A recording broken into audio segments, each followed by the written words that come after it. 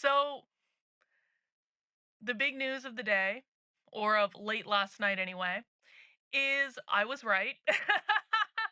I was right. I know people don't like it when I brag. They're like, be a little bit humble. But no, I was actually right. I was actually 100% completely right. And I think when I exist in a world where not that many people listen to me, relatively speaking, and I'm just consistently right about every single thing that I predict months ahead of time, I think I'm allowed to take a victory lap every now and again. So, Carlin, what were you right about this time? I said to you guys, as soon as Donald Trump got elected and as soon as he started issuing executive orders, I said we are going to see a massive rise in militant queer activism. Don't pay attention to my lip, by the way. I don't know why my lip has a thing on it. Okay, just leave it alone. This is not about looks, all right? This is about something way more important than whether or not I bit my lip. Okay. I said as soon as Donald Trump started signing executive orders, I said we are about to see a dramatic rise in militant queer activism that we have not seen in a while. And listen, for the past couple of years with the left, it's actually been kind of boring. For the past couple of years covering the left, it's been free Palestine, free Palestine, free Palestine, free Palestine, free Palestine. Everything in left wing activism got subsumed to free Palestine, free Palestine, free Palestine, because Palestine became the number one issue to be able to recruit and radicalize more people to the far left. Well, Donald Trump gets into office on what was it, day one or two, he signs an executive order banning the teaching of gender ideology, which I completely support, by the way. I'm 100% on board with that. Banning the teaching of DEI, also something I support.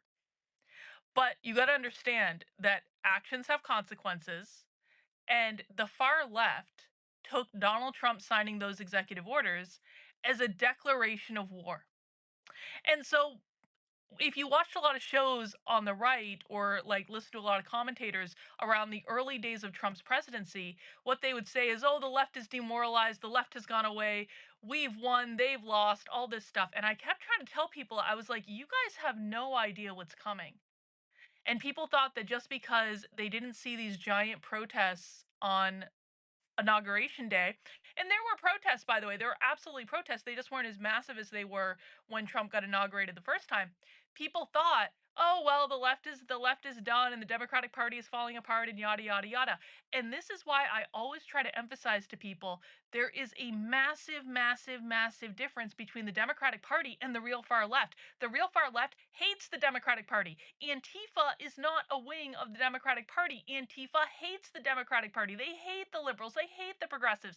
They don't like them at all. They are not on the same team. They do not support them. No, they did not vote for Kamala Harris. No, they did not vote for Joe Biden. They don't even participate in elections. They have an absolute aversion to elections entirely. Of course, I just got a text message from someone asking me if I have a second. I'm live on the internet right now. I will get back to you later. So, because they didn't see these things materialize, they really thought the left was dead, the left was dead, the left was dead. Is that true? No, it's not true at all. What the left was waiting for was nicer effing weather. And I said this at the time. People are like, well, why are there no protests? I was like, it's January. It's cold. Just wait till it gets a little bit warmer. Just wait. Let them get their shit together. They're organizing right now. They're planning. It's cold outside. So what happened? And you can see this article on my Substack if you want to follow along. It's pinned right to the top of the page right now. Look for the article with the image that says the Bashback Militant Queer Movement Reforms. The title of the article is Bashback is Back, the Violent Queer Insurrection Reconstitutes for 2025 and Beyond. And if you go to that article right now, the first thing you're going to see is in April 2025. So what, like less than 2 months ago, when it got warm out, because April is when the weather starts getting warmer, right? In April 2025, Turning Point USA held an event on a college campus. That event, they said, was attacked by Antifa. These people wearing black clothes and masks that attacked their event and were violent and militant. What Turning Point USA did not tell you, and because they did not realize this was a separate thing, was that the militants that attacked their event were holding up a giant sign that said "Bash Back" with an upside down pink triangle. Now, if you have followed my work on the Red Menace Collective at all, Red Menace Collective is a Substack where I'm writing books about the far left. I am working on two different books right now about queer Marxism, queer activism, and this is a group I've actually been researching for about a year. Bashback is not just a slogan. Bashback is an insurrectionary, militant, violent, militant queer group that was basically created in the Midwest in the mid 2000s. It was created by militant anarcho communists that basically invented violent, militantly violent queer activism. It was created in Chicago. I believe it was created around about 2007. Documentation on this is hard to find, and I've been trying, man. I've been researching, trying to look in every single corner, every single zine.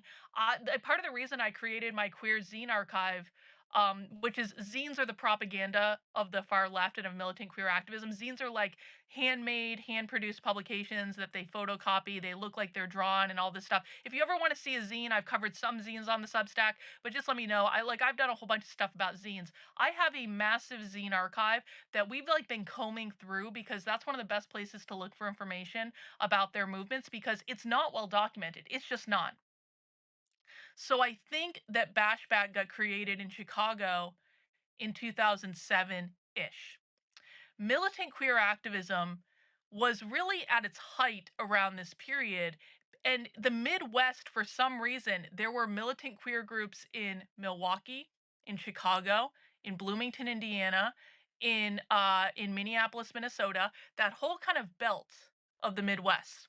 And there were other militant queer groups all over the country too. It wasn't just there. But what I'm trying to articulate is Bashback is actually a very specific organization. It is an organization that had kind of like they were organizing nationally and they were communicating with militant anarcho communist groups all over the country, but they also had very specific regional organizations. So, like Bashback Milwaukee was an organization.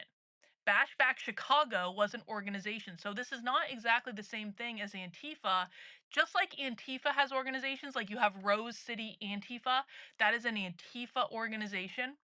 That's its own specific group, just in the same way that Bashback is its own specific group. Now there is absolutely overlap between Bashback and Antifa. A lot of these people believe the same things. And so, of course, members of Bashback could be in Antifa, members of Antifa could be in Bashback. But Bashback was a specific movement that lasted about 5 years before it imploded due to just like internal considerations. So these Bashback groups were actually operating across the Midwest and they were doing all this violent, crazy stuff. And I'm actually working on something right now that hopefully will be up next week. I'm working on a timeline of Bashback, which I was actually doing prior to what we discovered last night, but it's just a nice coincidence that it worked out this way. So I'm actually working on a timeline to document this militant violent queer activism in the mid 2000s so that you guys can see it. So more information coming on that soon. But we've been reading a book for Counter Revolutionary Book Club called Queer Ultraviolence, the Bashback Anthology, that has a lot of this stuff documented. Queer Ultraviolence is a book, and you can find the Queer Ultraviolence PDF just literally by Googling Queer Ultraviolence. Communists do not believe in copyright, so it's just freely available on the internet. So this is a well-documented movement that started around about 2007 and went round about 2012. They had a little teeny tiny minor resurgence under Trump, but not as much as you think. Okay. Well, last night they also had another like little tiny resurgence a couple years ago, and then it kind of died off again. Last night we found a new manifesto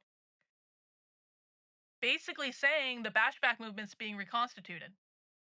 Now, this manifesto was published a couple weeks after Donald Trump won the November election, but this stuff is published on anarchist websites, guys. Like, I'm not monitoring every single anarchist website on the internet at all times, and I will be, doing a better job of monitoring some of these groups moving forward. But you got to understand, I was looking at Bashback more as a historical movement because Bashback hasn't actually been around in a long time. So I was like, there's no reason for me to monitor it on an ongoing basis. I was like, this isn't even a real thing anymore. And so, it's interesting from a historical perspective, but it's not something that I was keeping an eye on long term. Well, it turns out that on basically one of the main Bashback news websites, they published a new manifesto a couple weeks after Donald Trump got elected back in November. And the manifesto was titled Bashback Summer 2025: The Coming Insurrection.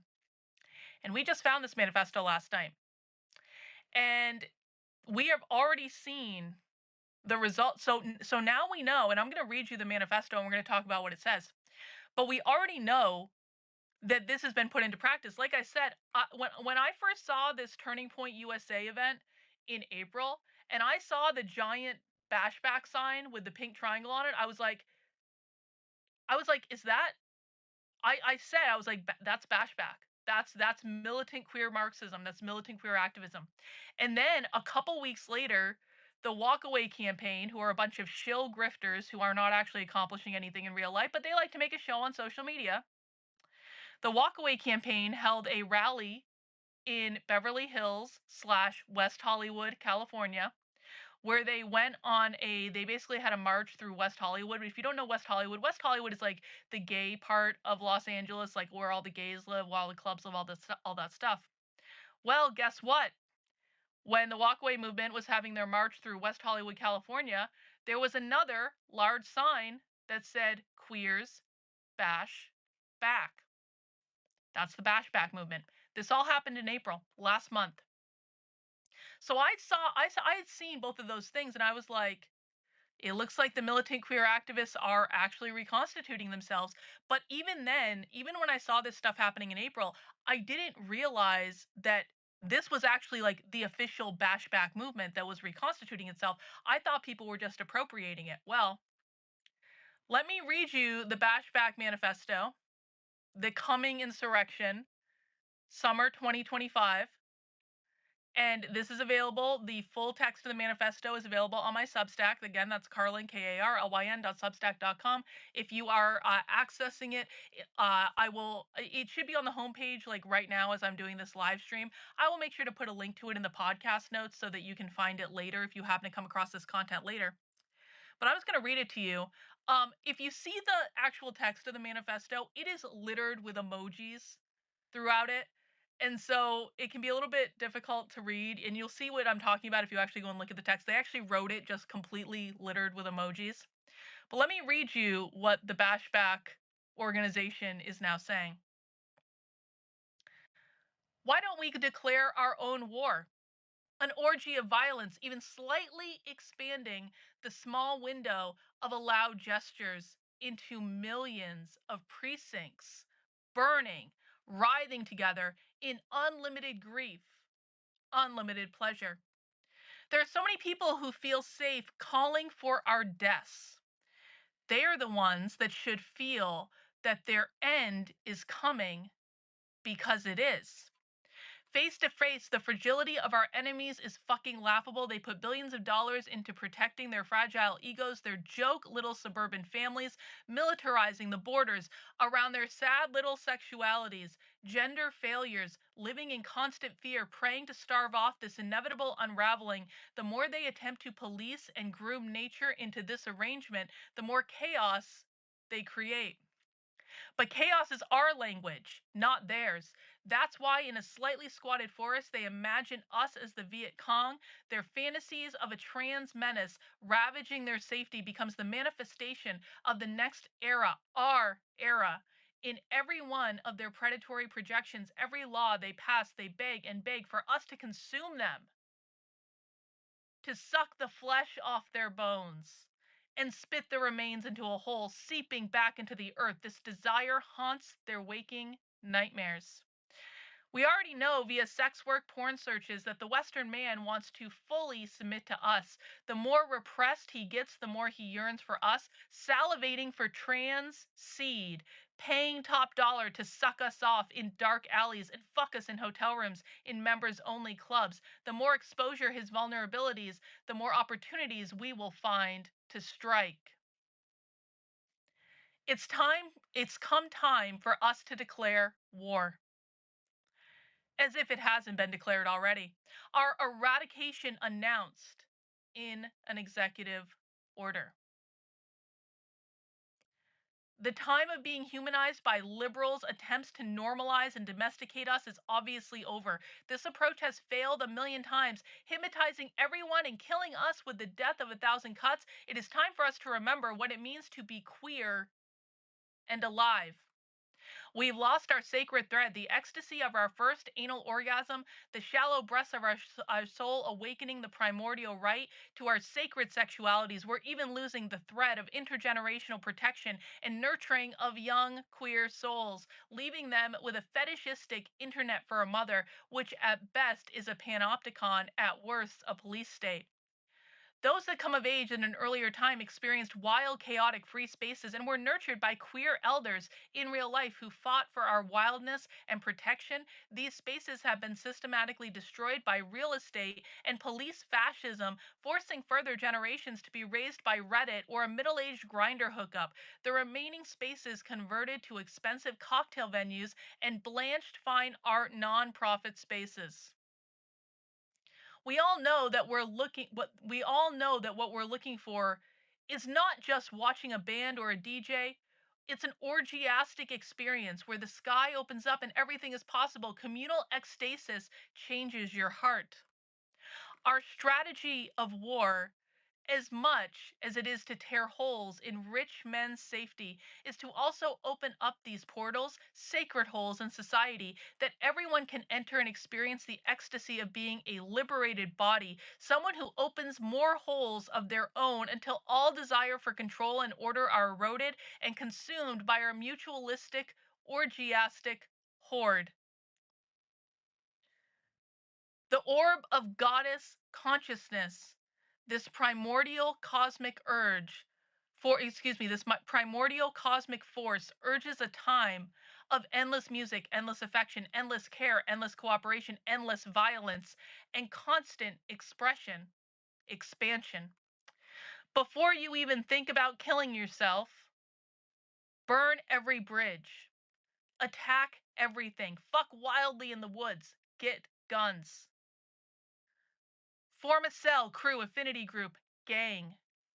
Learn OPSEC, attack, start small, set larger and larger goals, become painfully beautiful.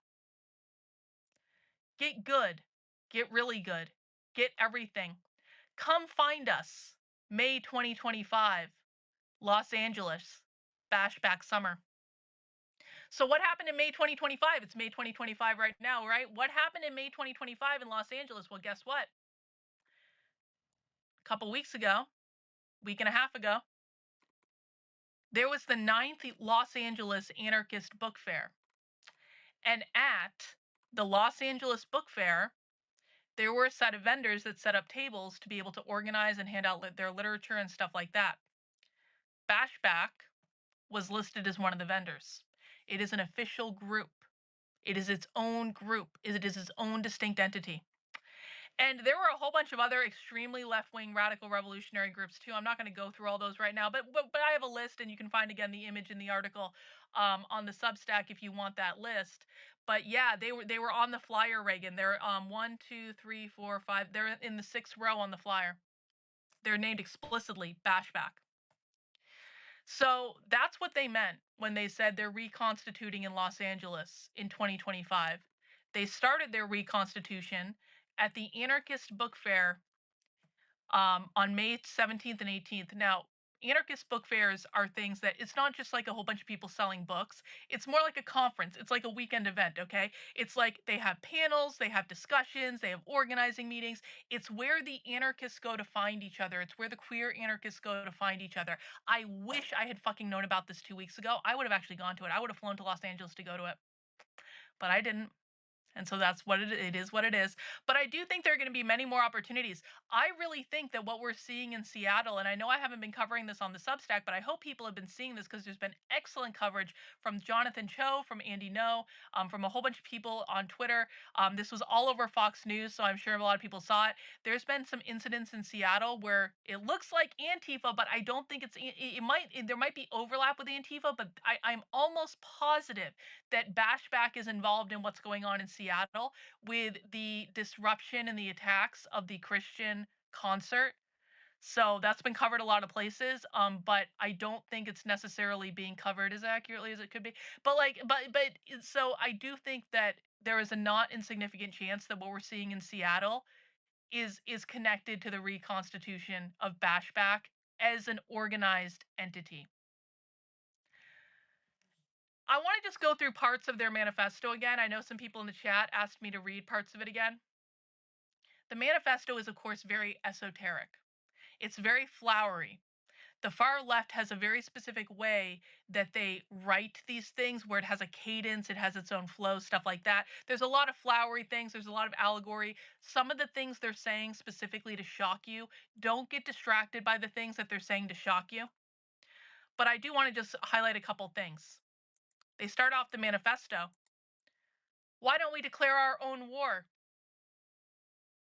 Those of you who have been around the Substack for a while know the document Towards the Queerest Insurrection. Towards the Queerest Insurrection is a document written by the Mary Nardini Gang. The Mary Nardini Gang, I'm pretty sure, I'm like basically 98% sure, the Mary Nardini Gang was a group of radical queer anarchists in Milwaukee in the mid 2000s in the mid 2000s to the early 2010s. I am almost positive that the Mary Nardini Gang is exactly the same people as Bashback Milwaukee. There's too much overlap. There's just too much overlap in what they were talking about and what they were doing. So I'm fairly certain that we're on very solid ground to say the Mary Nardini Gang was Bashback and Bashback was the Mary Nardini Gang.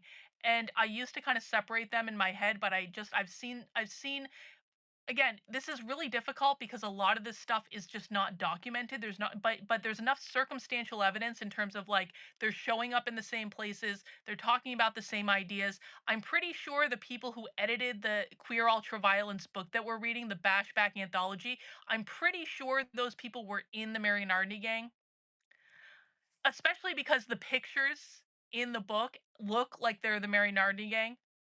So I'm pretty sure that they're the same people. People who've been following my work for a while know that I've done multiple streams, multiple readings of a document called Towards the Queerest Insurrection. Towards the Queerest Insurrection is a document that was written in 2008, but started getting a little bit popular more after that. And basically, it is an open advocation for violent insurrection of the queers. That's what this is. You can find a full reading of Towards the Queerest Insurrection in the Counter Revolutionary Book Club. Go to the Substack, go to the book club link. It is like the second episode of the Counter Revolutionary Book Club. I read the full Towards the Queerest Insurrection document. You can find other videos where I'm talking about this. If you just want to read the document for yourself, it's freely available on anarchist websites. Just Google Towards the Queerest Insurrection. You can read it for yourself. It is an extremely revolutionary, militant document. This is one of the main inspirations and influences that today's modern queer activists have, and it comes from the Bashback movement. It comes from that time period. And there were actually other things in this manifesto too that referenced things that the Mary Nardini Gang wrote, and we're going to get to those. But so why don't we declare our own war? They already did declare their own war. They declared it in 2008 when Towards the Queerest Insurrection was written. They just haven't been fighting the war actively for a while. Let's see. I'm going to skip all the orgy stuff. Oh, it says there are so many people who feel safe calling for our death. They are the ones that should feel that their end is coming because it is. When queer Marxists say, you're literally committing violence against me, you're committing violence against me, what they mean is they believe that capitalism is literal violence that is oppressing them with violence. So this isn't a matter of you going and punching them in the face. That's not what they're talking about when they say you're calling for our deaths, you're committing violence against us. This is a movement that is connected to the ACT UP movement that was in the 80s, the late 80s, like under Reagan. The ACT UP movement had a sign, a poster, a very famous poster with a pink triangle that said silence equals violence. That's where these ideas come from. And that was also a militant movement, but it wasn't as violent as Bashback. It was kind of like a precursor to Bashback. I've covered that other places. I'm not going to do a whole ACT UP, review right now. Maybe we can do that another time. So these ideas that silence is violence, capitalism is oppression, you're literally trying to erase me with an executive order. They're not saying you're actually physically trying to kill them, but you have to understand that they don't distinguish between you actually trying to physically kill them and you oppressing them by supporting normative capitalist society because they think that capitalism is literally trying to kill them. So what they're saying is, you're calling for our deaths, you're saying we should die, and so we are fully justified in fighting back against you with the full force of whatever we want to use. That's what they're saying. Face to face, the fragility of our enemies is fucking laughable. They put billions of dollars into protecting their fragile egos, their joke little suburban families. Bashback and militant queer Marxism are militantly against the nuclear family. They want to abolish the nuclear family. They don't even support marriage. They believe that a marriage is assimilation to capitalist culture. They don't support gay marriage. They don't care if you want to repeal gay marriage. If you do repeal gay marriage, you'll actually be giving them exactly what they want because they never wanted gay marriage to pass in the first place. It was one of the things that they were militantly against back in the mid 2000s. Militarizing, they're talking about Palestine there. They're extremely against what Israel's doing in Palestine. It has nothing to do with Israel being Jewish. It has to do with other things. The borders, they are militantly against borders. They're talking about gender. Of course, these are the people that push non-binary. These are the people who want to abolish the gender binary. These people want to get rid of men and women entirely and have a world full of they thems. They're railing against the police throughout this manifesto because they hate the police. They believe the police are the enforcement arm of capitalism. They say, but chaos is our language, it's not theirs. They're basically saying, we do this better than you. We do disruption, we do disturbance, we do this better than you, normies. And they mean it. And it's true, they do it better. Then there's a whole bunch of sexual stuff because they're trying to demean people that disagree with them.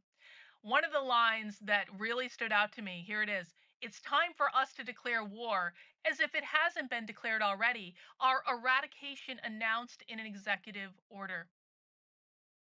Now, it's interesting because this manifesto was published in November before Trump actually published any of his executive orders. I wonder if that was published in November or if they went back and added it after Trump did the executive orders. I don't know the answer to that. It's an interesting question. But they knew exactly what was coming and they planned for it. They knew that Trump was going to try to do something with executive orders around gender ideology. Trump was announcing it anyway. They're saying Trump announced our eradication in an executive order. They're also railing against liberals. They said the time of being humanized by liberal attempts to normalize and domesticate us is obviously over. These are people who do not like liberals at all. They believe that liberals are assimilationist.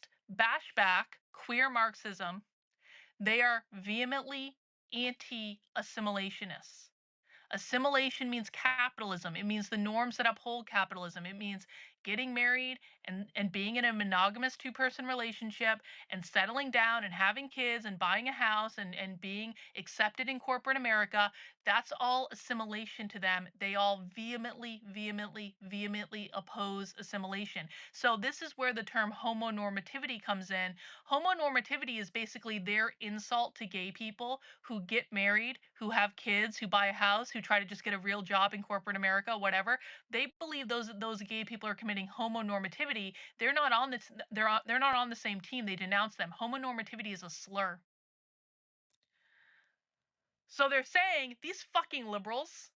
They're trying to make us assimilate. We don't want to assimilate. These are not Democrats, people. They're not Democrats at all. They say this approach has failed a million times, hypnotizing everyone and killing us with the death of a thousand cuts. It is time for us to remember what it means to be queer and alive. They're saying that the liberal attempts to get them to assimilate are literally killing them through the death of a thousand cuts. A lot more about sex and blah blah blah blah blah.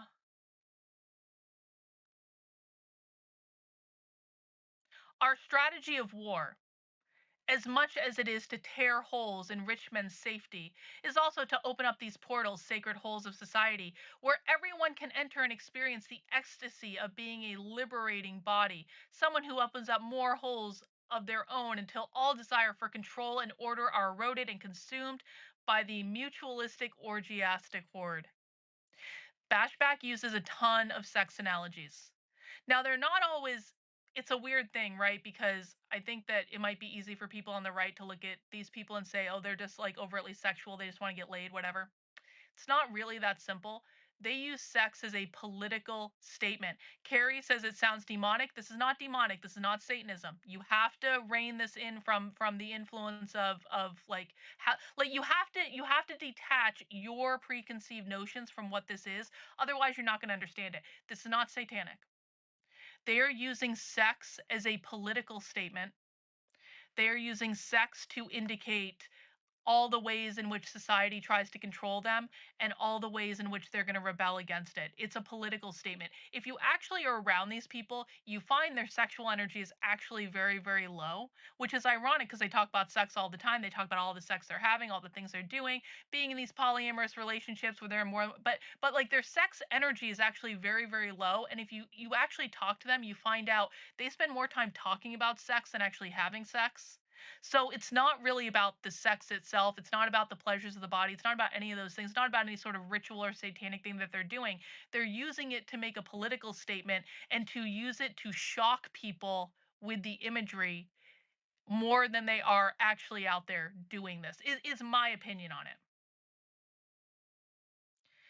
Is sex work to them? Well, yeah, they believe sex work is work. They actually believe that a lot of these people are sex workers. And again, this is a political statement. They actually believe that sex work is, they're making a I swear, and this is what they say in their writings. They're making a commentary on the oppressive nature of capitalism, that capitalism would require people to participate in sex work and very literally exploit their own bodies for money. So they participate in sex work. They believe sex work is work. But again, they're doing it as a political statement. And it's actually funny because we've watched presentations from sex workers on my socialism streams. The sex workers, the actual sex workers, they aren't actually really socialist in their tendencies. They don't talk like socialists. They don't act like socialists. They just want to be able to do their job and get paid. But like the socialists, the queer Marxists that are engaging in sex work, they have a completely different perspective on what sex work is than like your average hooker, your average stripper, things like that. It's actually kind of jarring to listen to these to it like the few times that I have listened to sex workers on socialism streams, it's been jarring to me to listen to them because I'm like, they're actually not involved in socialist subculture. They literally just want to be sex workers. You can have whatever opinion you want about that, whatever. I don't really care. But like when you hear queer Marxists talk about sex work, it is different than when you hear just like your average stripper or hooker talk about sex work. And I don't really, I mean, I think that the average sex workers will use the queer Marxists to help them organize and advocate for themselves because that's what they care about. But I think that the queer Marxists are using it for a different reason. Okay, listen to this paragraph. Before you even think about killing yourself, burn every bridge, attack everything, fuck wildly in the woods. Get guns. The post on the Bashback website before this manifesto was literally a person holding a gun and pointing it at the sky. We have got to dispense with the notion that these people are not armed. They are armed. They've been training with guns for a while. They have whole stockpiles of guns. Conservatives are not the only people with guns. So they're flat out saying it in their manifesto. They're telling people to get guns. Form a cell, crew, affinity group, a gang. Learn OPSEC. OPSEC is like opposition research. It's like research into people like us. We're doing OPSEC right now. We are researching the people that we are opposing. Opposition, I forget the actual term for it, but it's just like it's research to figure out who you're actually fighting. Learn OPSEC. Attack. Start small, set larger and larger goals, become painfully beautiful. It's funny that they put painfully beautiful, become painfully beautiful in this manifesto, because just last night we read, what was it, criminal intimacy? I'm pretty sure it was criminal intimacy. Intimacy is another paper from the Mary Nardini gang. And the whole premise, I'm pretty sure it was criminal intimacy. Someone can correct me if I'm wrong. The whole premise of criminal intimacy is that you become beautiful by becoming a militant queer anti-capitalist. That is what beauty means to them. It's not, you become beautiful when you reject the physical beauty standards created by capitalism and society, and instead you queer your appearance to make everything look weird, or you don't mind gaining weight, or any of these things. You queer what it means to be beautiful, and that's when you become beautiful in their eyes. And in this manifesto, they're saying, one of the very last lines, one of the lines with emphasis, become painfully beautiful, become anti capitalist, become militantly queer, become all these things. They're telling you to infuse this as part of your identity because that is what they do. And that's the end of the manifesto. And we know they were at this anarchist book fair just a couple weeks ago. And by the way, I also have a whole bunch of images from Blue Sky. If you want to have some fun, head over to Blue Sky sometime and just, you can search for anything on Blue Sky is like an alternate reality. But I've just got a couple of screenshots from Blue Sky that are in the last couple days. There's this one woman that sells merchandise, and Reagan, I'm pretty sure you sent me this woman before. Her name is Rose Solarian. She's got all this crazy queer merchandise.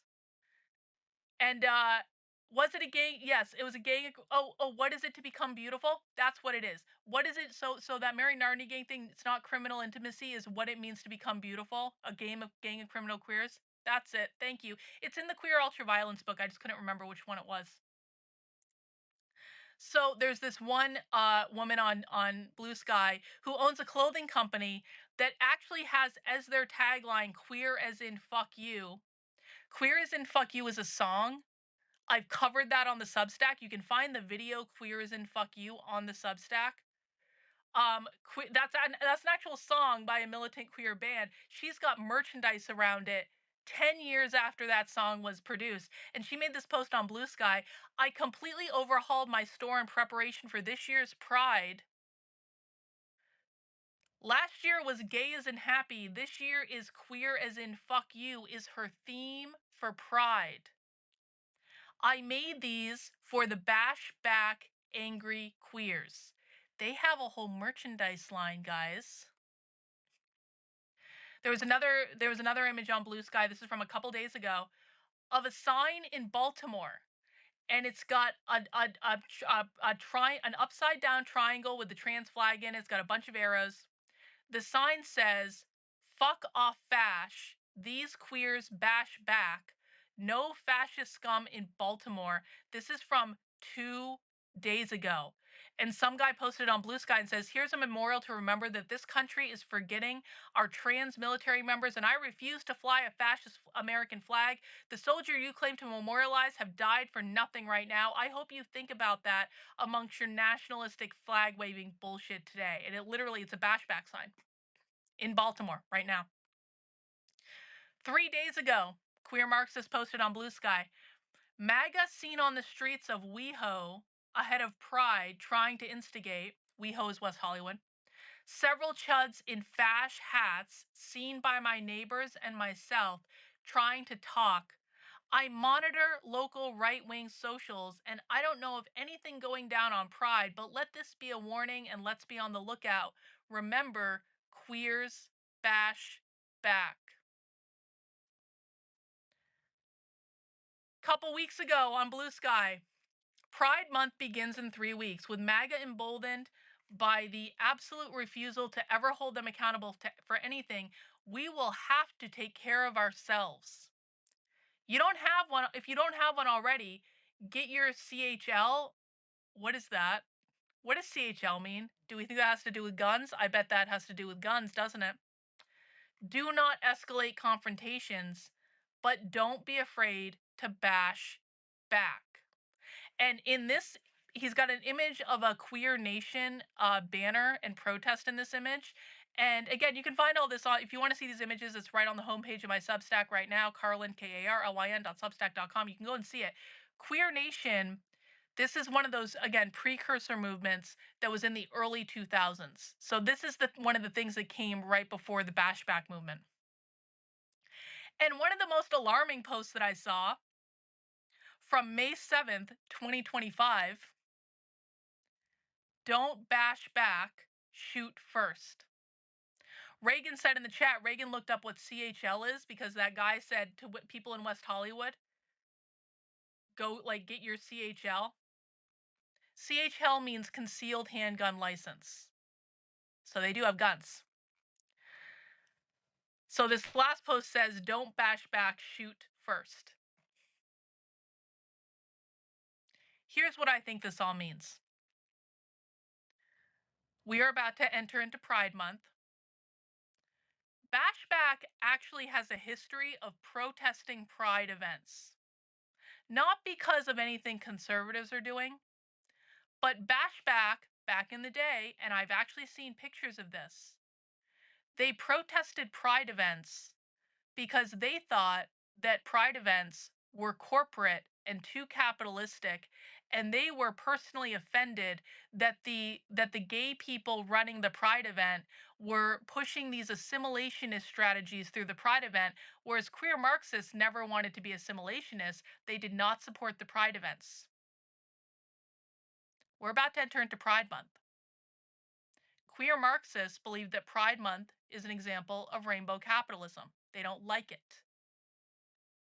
I think that not only are we going to see more and more violent disruptions of conservative events by bashback, I also think that they are going to make it a point to stage violent insurrectionary moments at Pride events all throughout the month of June, not as a response to anything conservatives are doing, although they will do that too. Don't get it twisted, they will do that too. But they're doing it because they don't like Pride events in the first place, because they believe it's rainbow capitalism and assimilationism, and that is one of their sworn enemies. So make no mistake, these people are not on the side of the Pride people at all, in any way. And they have no problem going and fucking up their shit to make a point. I want to really recommend to people, I think a lot of people don't take this seriously. Maybe I'm getting older, maybe I'm getting more cautious, I don't know. If you happen to come across these people in the wild, like if you're in a place like Seattle and you're like, I really want to go to one of these events because I want to see it. Okay, fine. Like I always recommend, like I've been undercover at leftist events, I've infiltrated leftist events. I have countless people in my community who have gone undercover at leftist events and infiltrated these events. But what I'm going to try to stress to people is that you have got to be careful around these people. These people are very violent. Violence is part of their identity. Violence is part of their movement. Violence is part of what they're doing.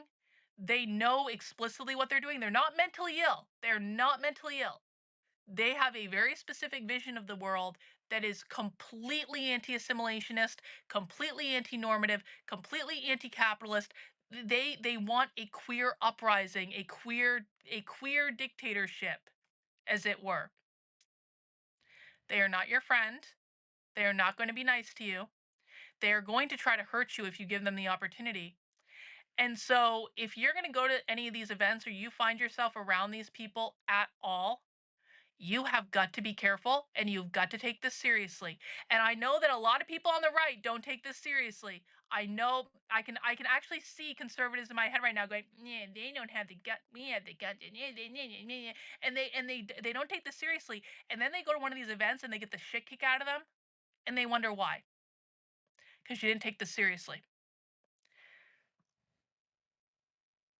I think this problem is only going to get worse. And I think we're about to start seeing things really popping off in Pride Month. And this is obviously going to be something I continue to cover. It's kind of lit a fire under my ass for me to go back and actually finish the queer Marxism books that I've been working on. Because I took a little bit of a break. It was just a lot, okay? It's just a lot.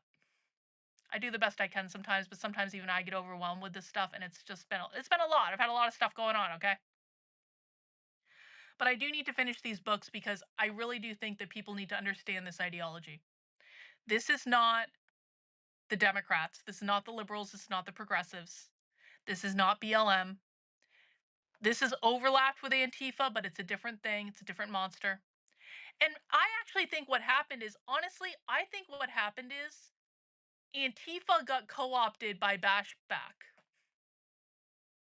I really think that's what happened.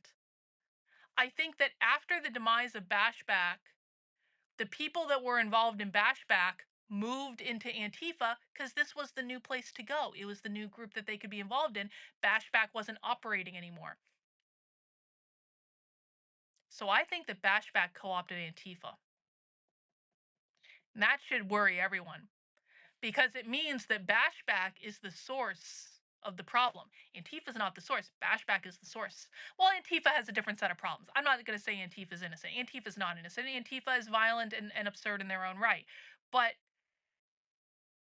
I really think that's what happened. That's my current perception of it, is Bashback was a real thing that was much more active before Antifa was extremely active. Bashback was active before Occupy Wall Street. But Bashback ended up shutting down. And so where do all these militant activists go? They went to Antifa. They co-opted Antifa. They made Antifa what it is. And now not only do they have these Antifa organizations that have been built up over the past decade, the Bashback organization is constituting itself again.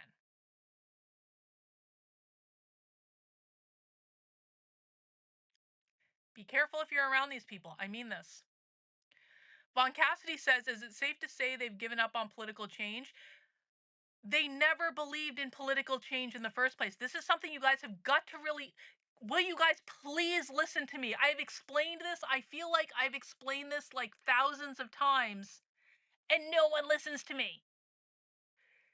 Violent, revolutionary socialists never believed in electoral change. They never believed in political change. So you're saying, have they given up on politics? They never bought into it in the first place. The only reason you think they bought into it in the first place is because you confused them with Democrats and liberals, and they were never Democrats and liberals. This is why it is so important that people stop shilling this lie that the far left is the same as Democrats. They are not the same in any way, shape, or form. The radical revolutionary far left never believed elections was going to win them what they wanted.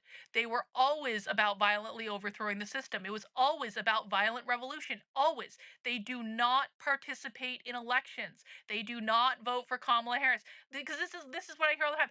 Oh, I bet they voted for Kamala. No, they didn't. They fucking hated Kamala Harris. What are you talking about? These are the people protesting the DNC. They literally protested Kamala Harris for several days, tens of thousands of them outside the DNC. They say on their websites they don't believe in electoral politics. They look down on socialists who are engaging in electoral politics, like the Democratic Socialists of America. They look at the Democratic Socialists of America and they say, you're reformists. And they look down on them because the Democratic Socialists of America still work in electoral politics. Radical revolutionary queer Marxists are not Democratic Socialists of America. They spit on Democratic Socialists of America. So I understand why you asked the question, Vaughn. I'm not trying to make you feel bad, but like, I'm so sick of repeating myself on this. Carrie says, who is their top dog? That doesn't exist on the left. Carrie, you are thinking about this like a conservative. Conservatives believe in hierarchy. They think it, and I know you might like Carrie. What Carrie wants me to say, and again, Carrie, I'm not trying to make you feel bad. What Carrie wants me to say is George Soros. No, it's not. No, it's not. It's not. It's not. George Soros is not involved in any of this. These people are not funded by the government. They are not funded by USAID. Like they don't operate like that. The left does not believe in hierarchy. Therefore, there can be no top dog because the left does not believe in hierarchy. The left operates through thousands and thousands and thousands of decentralized cells. No, Carrie. Carrie says every engine has a spark plug. No. Start fucking listening. Like, this is why I'm going insane. Is I explain this stuff clearly to conservatives in the simple most possible language I can use, and you still don't listen. Carrie, the left does not believe in hierarchy. Just because you believe in hierarchy doesn't mean the left believes in hierarchy. There is no one single leader. Okay, you're new here. Okay, that's fine. So Carrie is going through the hazing ritual where I have a meltdown every single time conservatives don't listen to me and I have to repeat myself for the thousandth time. It's traumatic, Carrie, is all I'm saying. It's not your fault. It's not your fault. I don't want you to take it personal. You just have to understand that I've literally repeated myself 1,000 times saying this exact same thing. So sometimes I lose it a little bit, all right? The left doesn't operate like the right does. The left operates with a massive network that is completely decentralized. Carrie said, Carrie wants me to haze her? Okay, I'll haze you. All right, Carrie, I got you. I got you, girl. I got you. Well, stick around and learn, okay? Please do that for me. I will yell at you when you need to be yelled at, but just stick around and learn. And trust me, when I'm yelling at you, it's because I want you to learn, okay? Vaughn says, is it safe to say they've given up? Oh, you already did. We already did the political change one. Let's see. Vaughn says, what do you feel might be the true catalyst to touch off this? Well, Vaughn, they're already starting. It's already started. So again, guys, if you go and Vaughn, I know you got here late, so I you may not have heard me talk about this, but if you go to the Substack right now, it's Decode the Left, or excuse me, Karlyn.substack.com. On the homepage right now, you're going to find an article that says Bashback is back, the violent queer insurrection reconstitutes for 2025. At the very top of this article, I provide you two images, one from a Turning Point USA event and one from a protest in West Hollywood or a conservative rally in West Hollywood. Bashback was at both of those things. Bashback was at the Anarchist Book Fair a week and a half ago in Los Angeles, like reorganizing, reconstituting the organization. I believe that Bashback is involved in what's going on in Seattle. I don't have proof of that yet.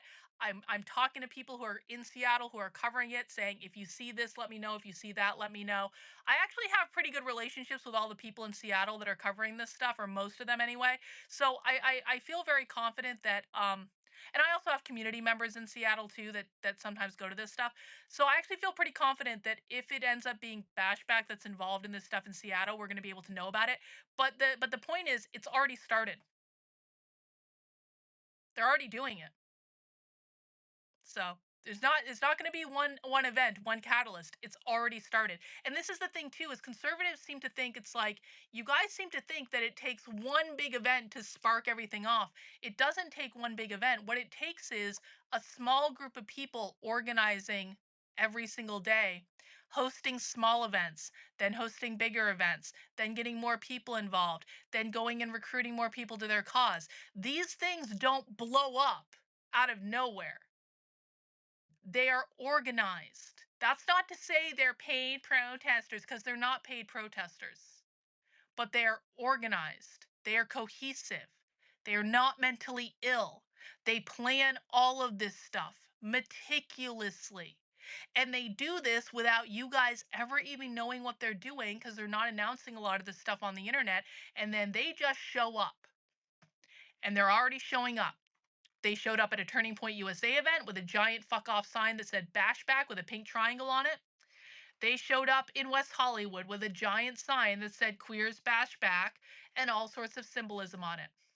They're posting about Bashback over on Blue Sky over and over and over and over and over again. They are reconstituting themselves. And I think we are going to be in for it in Pride Month. I think Pride Month is going to be a lot. Maybe I'll make Pride Month Queer Marxism Month. I mean, maybe I actually will do that. Maybe we're just going to spend the entire month of Pride doing queer Marxist stuff in the community. Anyway, guys, I have to get ready for my live stream. It is starting in about half an hour. We're actually going to be reading more queer ultraviolence today. So we are going to continue reading queer ultraviolence today for the stream. So this is actually perfect timing. So if you want to come and actually read some of this stuff with us, if you've missed the other queer ultraviolence streams, don't worry about it. Like, you can jump in at any point because it's a collection of essays. So I think we are going to continue reading the queer ultraviolence book for the stream today. We read a whole bunch of it last night. We learned about how anal sex was opposition to capitalism. I'm not kidding. There's a whole essay about it. Get ready, guys. This is some crazy stuff. So, if you appreciate the work I'm doing, again, please head over to the Substack, Karlyn, Karlyn.substack.com. Make sure you sign up for a subscription. You can subscribe for free. You get access to most of my work as a free subscriber. You get notifications when I go live on Substack. Hey, download the Substack app and get it on your phone and turn on notifications because I do live streams very frequently. The live streams then get uploaded to the Decode the Left podcast, so you can subscribe to the podcast via Spotify or via Apple Podcasts or via whatever, Substack, whatever.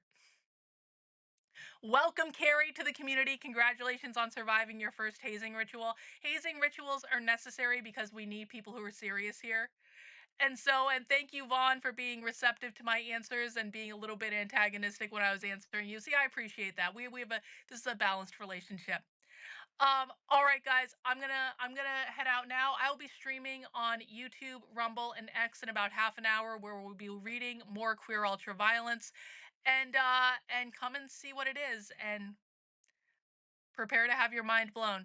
And if you appreciate the work I do, please consider signing up for a membership on the Substack, $8 a month, $80 a year. My ability to spend all my time researching this stuff depends entirely upon you guys supporting it. And will continue to do these breakdowns and explanations and keep you guys up to date. And I really appreciate all the support. Thank you guys for allowing me to do what I do. I know it's crazy and I know it's dystopian, but I do genuinely love what I do right now. And it's all because of you guys. So thank you for supporting my work. I will see you on the live stream in a little bit. Did you already tell us what your shirt says? My shirt, you can actually buy this shirt in the Unwoke Art Store. It's a giant skull that says socialism. So if you go to unwokeart.com, you can actually buy this shirt. You can buy it in different colors too. This is the black version, but there's a really cool red version that's like tonal. It's like the red skull on a red shirt. It looks really cool. I need to get one of those for myself. But yeah, it's the socialism death shirt. And I wore this shirt through Whole Foods earlier when I was getting some lunch. And so I always love wearing my anti-communist, anti-socialism shirts through Whole Foods because they're all fucking socialist, but they're all like liberal, rich socialists, and it's just funny. All right, guys, that's all I got. I gotta go get ready for the stream. I'll see you guys there. Thank you for hanging out, and I'll see you next time. Bye.